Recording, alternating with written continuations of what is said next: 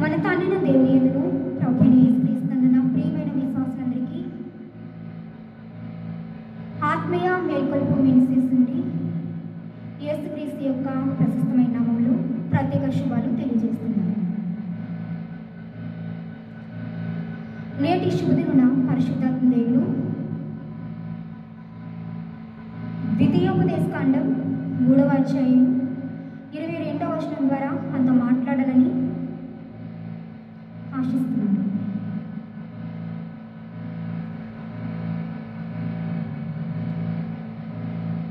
ద్వితీయోపదేశకాండం 3వ అధ్యాయం 22వ వచనం ఈ విధంగా పరిశుద్ధ గ్రంథంలో రాయబడి ఉంది. నీ దేవుడైన యెహోవా నీ పక్షమున యుద్ధము చేయవాడు గనుక వారికి భయపడవద్దు అని ఆజ్ఞాపించింది అని ఉంటుంది.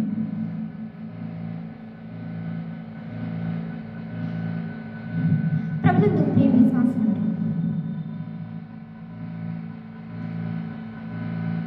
మొదటిగా ప్రతి ఒక్క విశ్వాసిని యూట్యూబ్లో లైట్ ఆఫ్ బైబిల్ ఛానల్కి ప్రేమపూర్వకంగా హృదయపూర్వకంగా ఆహ్వానిస్తున్నాను. మరి శ్రద్ధా భక్తులతో ఈ పరిశుద్ధ వాక్యాన్ని విని ఆశీర్వాదాలు, ప్రత్యేకమైన శ్రేష్టమైన ఆశీర్వాదాలు, ఆత్మీయ మేలు పొందుకోవాలని కోరుకుంటున్నాను.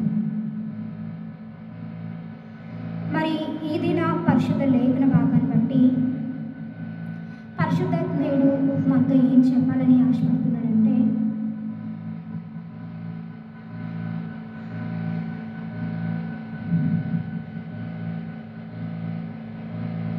పరమ తండ్రి అయిన దేవుని యందు విశ్వాసం ఉంచినటువంటి విశ్వాసుల పక్షాన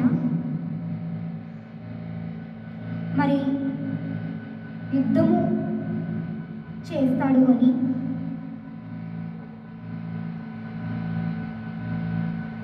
మరి శత్రుల విషయంలో భయపడవద్దు అని చెప్పాలనుకుంటున్నాను. ఎక్కువగా విశ్వాసులు అయినప్పటికీ కూడా మనలో చాలామంది శత్రువులు చూసి భయపడుతూ ఉంటారు. ఆ శత్రువులు కొంతమంది రాజులు కావచ్చు, అధికారులు కావచ్చు, లేదా బంధువుల్లో ఎవరైనా కావచ్చు, కుటుంబ సభ్యులైనా కూడా ఎవరైనా కావచ్చు.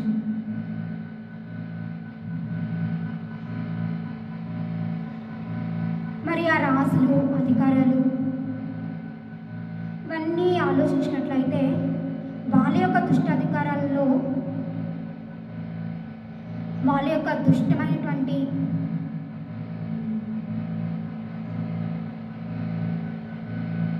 అధికార వ్యామోహంతోనూ, స్వార్థపూరితమైనటువంటి లాభాపేక్షతోనూ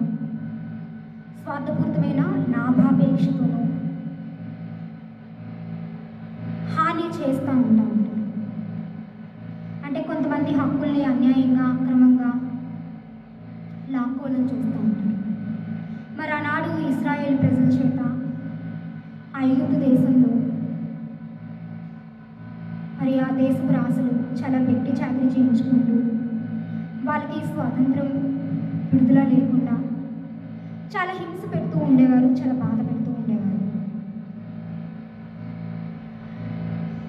వాళ్ళకి ఆనందంగానే సంతోషంగానే ఉండేది కాదు. కనీసం దేవునికి హృదయపూర్వకంగా స్తుతించడానికి కూడా అవకాశం ఉండేది కాదు. హృదయపూర్వకంగా దేవునికి ప్రార్థించే అవకాశం కూడా లేకుండా చేసేవారు. ఎప్పుడు చూసినా వాళ్ళకి అనేకమైన పనులు, చాలా కష్టమైనటువంటి బాధాకరమైన పనులు అప్పచెప్తూ వాళ్ళ వల్ల వాళ్ళు ఆనందిస్తూ ఉండేవారు. కానీ వీళ్ళ హక్కుల్ని వీళ్ళు జయించుకోనివ్వకుండా చేస్తూ ఉండేవారు. అంటే వీళ్ళ హక్కులు వీళ్ళు అనుభవించకుండా చేస్తూ ఉంటుండేవారు. ఆ విధంగా వాళ్ళు ఎప్పుడు కూడా హింస పెడుతూ ఉండేవారు. మరి వాళ్ళలాగే మన జీవితాల్లో కూడా చాలామంది అధికారుల చేత, రాజుల చేత అటువంటి హింసలే, బాధలే అనిపిస్తూ ఉంటాం. మన హక్కులు అన్యాయంగా చాలా కష్టపడుతూ ఉంటారు, బాధపడుతూ ఉంటారు. మనకి విరోధంగా మనం చేయాల్సిన పని చేయకుండా ఆటంకం కలుగు చేస్తూ ఉంటారు. చాలా శత్రులుగా వ్యవహరిస్తూ ఉంటారు. మరి ఇలాంటి శత్రువులు చూసి భయపడవద్దు. మీరు విశ్వాసంతో నన్ను ఆశ్రయిస్తే, నా మీద ఆధారపడి విశ్వాసంతో ప్రార్థన చేయగలిగితే నేను మీ పక్షాన యుద్ధం చేస్తాను, నేను మీ పక్షాన శత్రువులతో యుద్ధం చేస్తాను అని దేవుడు ఈరోజు వాగ్దానం చేస్తున్నాడు. మరి ఎంతమంది విశ్వాసులు ఈ వాగ్దానం తమ జీవితాల్లో స్వతంత్రించుకోగలిగే స్థాయిలో ఉన్నారు అని తెలివిగా ఆలోచించండి. అంటే ఎంతమంది విశ్వాసులు నీ దేవుడే యెహోవా నీ పక్షంగా యుద్ధం చేయను కనుక భయపడవద్దు అనే ఒక మంచి దేవుని వాగ్దానాన్ని ఎంతమంది విశ్వాసులు స్వతంత్రించుకోగలుగుతున్నారు? ఎంతమంది విశ్వాసుల జీవితాల్లో ఈ వాగ్దానం నెరవేర్చబడగలుగుతుంది? ఒక్కసారి మరి జ్ఞాన హృదయంతో ఆలోచించవలసిన వారైనా. మరి పై అధికారుల వల్ల, రాజుల వల్ల, ఇతర శత్రువుల వల్ల మనం అటువంటి కష్టాలు, బాధలు అనిపిస్తున్నప్పుడు, హింసలు పొందుతున్నప్పుడు ఏమాత్రం కూడా వారికి భయపడిపోయి దేవుని మీద విశ్వాసం విడిచిపెట్టకుండా అదే విశ్వాసంలో కొనసాగుతూ దేవుని ఇంకా ప్రేమిస్తూ దేవుని ప్రార్థన చేయగలిగితే మరి మనకి రావాల్సిన హక్కుల విషయంలో, మనం పొందుకోవాల్సిన ఆశీర్వాదాల విషయంలో, వాళ్ళు మనకు చేసిన హాని నుంచి, కలుగు చేసిన ప్రమాదం నుంచి, ఆటంకాల నుంచి మరి దేవుడు విడిపించి గొప్ప విజయాన్ని అనుగ్రహించగలడు అని ఈ వాగ్దానం నేను మనకు అర్థమయ్యేలా చేస్తుంది. అంటే మన హక్కులు, మన ఆశీర్వాదాలు, మన ఫలాలు అనుభవించకుండా చేసేటువంటి శత్రువుల బారి నుండి దేవుడు తానే సహాయం చేసి మన పక్షాన వారితో యుద్ధం చేసి వాటన్నిటి నుంచి విడిపించి మన ఆశీర్వాదాలు, మన ఫలాలు, మన హక్కులు మనం పొందుకునేలా చేయబోతున్నాం. మన స్వతంత్రం అనిపించేలా చేయబోతున్నాం.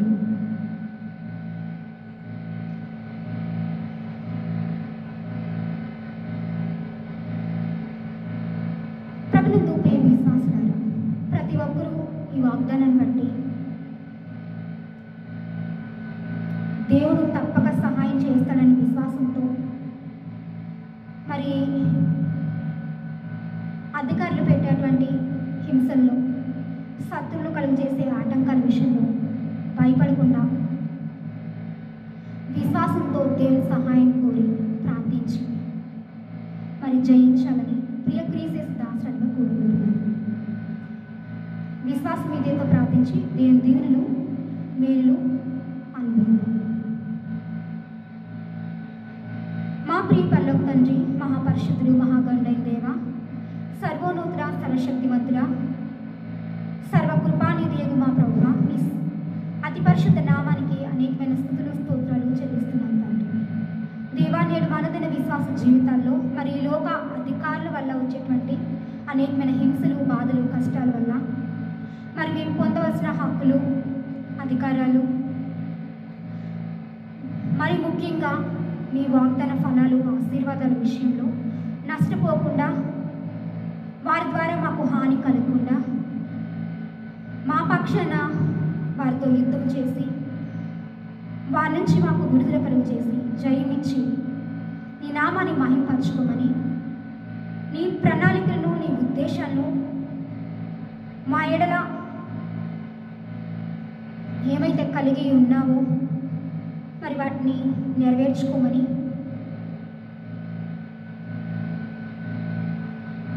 ఆస్వాదించమని, అటు రీతిగా మమ్మల్ని అభివృద్ధిపరచమని, అనేక మందికి ఆసక్తికరంగా, దీవెనకరంగా ఉంచమని, సాక్షులుగా వాడుకోమని మా ప్రభువు రక్షకుని యేసు పరిశుద్ధ నామములో దీనులమైన మేము ప్రార్థిస్తూ ఉండగా, నమ్ముట నీవలంతే నమ్మడానికి సమస్తం సదన విశ్వాసంలో నీ నామ మహిమాత్మే నిత్యముగా మా ప్రార్థనకు విజయాన్ని పొంది ఉన్న పరమ తండ్రి. ఆమేన్.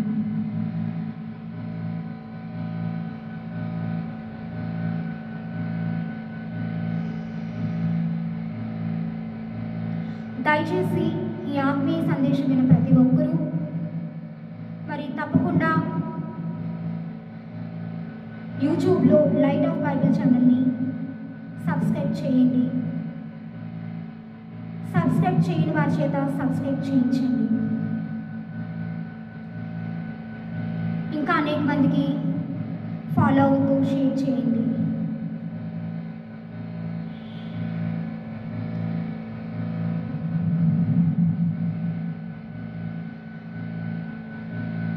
మరి ఈ పరిచర్య ఆర్థిక అవసరాల నిమిత్తం కృతజ్ఞతాపూర్వకంగా మీరు ఇవ్వగలిగిన కానుకలు ప్రేమతో దేవునికి వ్యక్తి అనేకమైన విలువైన ఆశీర్వాదాలు సొంతం చేసుకోవాలని కోరుకుంటున్నాను. మాకు చర్చెస్ ఉన్నాయి కదా, మేమెందుకు ఇవ్వాలి, వాళ్ళకి ఇస్తున్నాం కదా, వాళ్ళ మెసేజెస్ ఆల్రెడీ విన్నాం కదా, మీ మెసేజెస్ ఎందుకు వినాలి అని ఆలోచించే వాళ్ళు ఎవరికైనా సరే నేను చెప్పే ఒకే ఒక జవాబు అండి,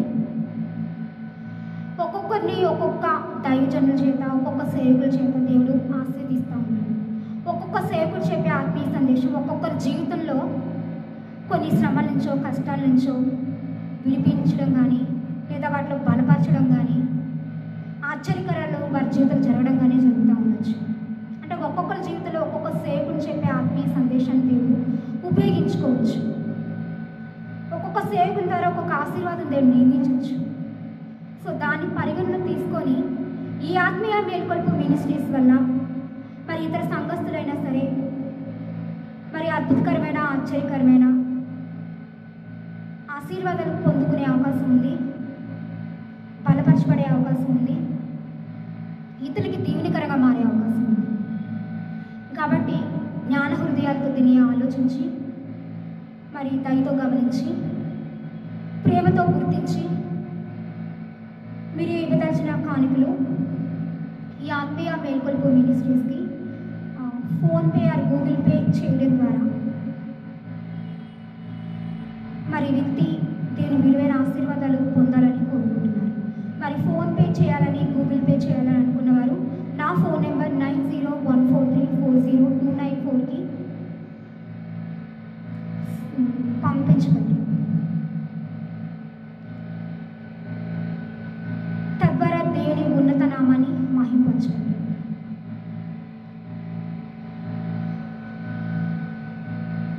ఇట్లు మీ ప్రియ క్రీసెస్ దాసరాలు B Vijayavahini, MSc BEd, graduate of basic Bible course, ఆత్మీయ మేల్కొల్పు ministries, light of Bible channel in YouTube,